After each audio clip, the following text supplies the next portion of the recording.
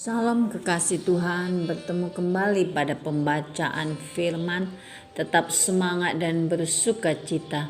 Semoga Bapak Ibu sehat selalu dalam lindungan Tuhan. Sebelum membaca firman, kita berdoa terlebih dahulu. Dari manakah datangnya pertolongan kami? Pertolongan kami datang dari Tuhan yang menjadikan langit dan bumi. Sebagai penolong dalam kesesakan sangat-sangat terbukti. Janganlah hatimu iri kepada orang-orang yang berdosa, tetapi takutlah akan Tuhan senantiasa. Urapi kami ya Allah Roh Kudus dengan seluruh pendengar yang mendengarkan firman-Mu. Terangi hati dan pikiran kami saat membaca firman. Kami mulai pembacaan firman ini hanya di dalam nama Tuhan Yesus yang Maha Suci. Haleluya. Amin. 1 Samuel 5. Tabut Tuhan di tanah orang Filistin. Sesudah orang Filistin merampas tabut Allah, maka mereka membawanya dari Eben Hazer ke Asdod.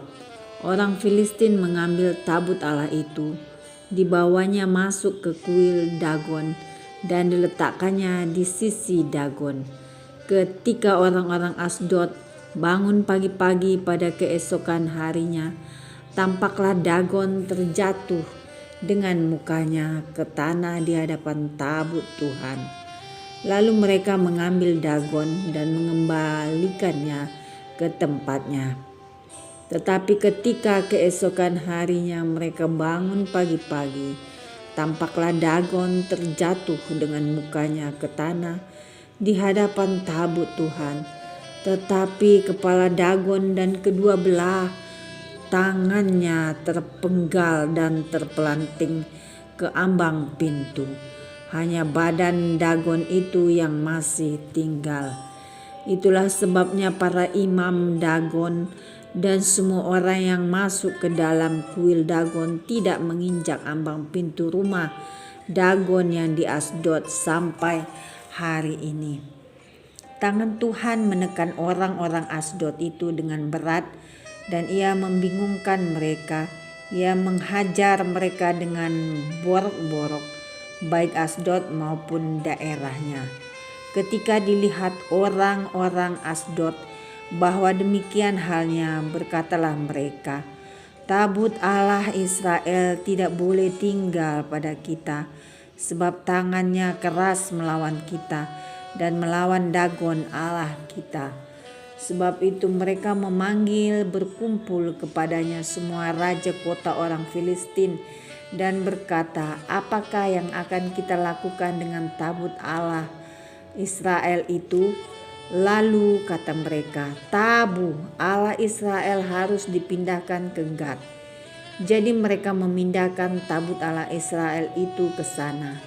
Tetapi setelah mereka memindahkannya, maka tangan Tuhan mendatangkan kegemparan yang sangat besar atas kota itu. Ia menghajar orang-orang kota itu, anak-anak dan orang dewasa, sehingga timbul borok-borok kepada mereka. Lalu mereka mengantarkan tabut Allah itu ke Ekron. Tetapi sesampai tabut Allah itu di Ekron, berteriaklah orang Ekron itu, demikian mereka memindahkan tabut Allah Israel itu kepada kita untuk mematikan kita dan bangsa kita. Sebab itu mereka memanggil berkumpul semua raja kota orang Filistin itu dan berkata, antarkanlah tabut Allah Israel itu, biarlah itu kembali ke tempatnya, supaya jangan dimatikannya kita dan bangsa kita. Sebab di seluruh kota itu ada kegemparan maut. Tangan Allah menekan orang-orang di sana dengan sangat berat. Orang-orang yang tidak mati dihajar dengan borok-borok sehingga teriakan kota itu naik ke langit. Amin. Terima kasih Tuhan Yesus yang maha baik, maha suci. Kami sudah memperdengarkan dan mendengarkan firman hari ini. Berkati para pendengar channel YouTube ini. Berikan kesehatan rezeki kekuatan iman yang baru dalam menjalani kehidupan hari ini. Kuasa darah Yesus membungkus kami untuk terus maju membaca, merenungkan serta melakukan firman-Mu. Terpujilah Engkau Tuhan El Shaddai. Haleluya. Amin.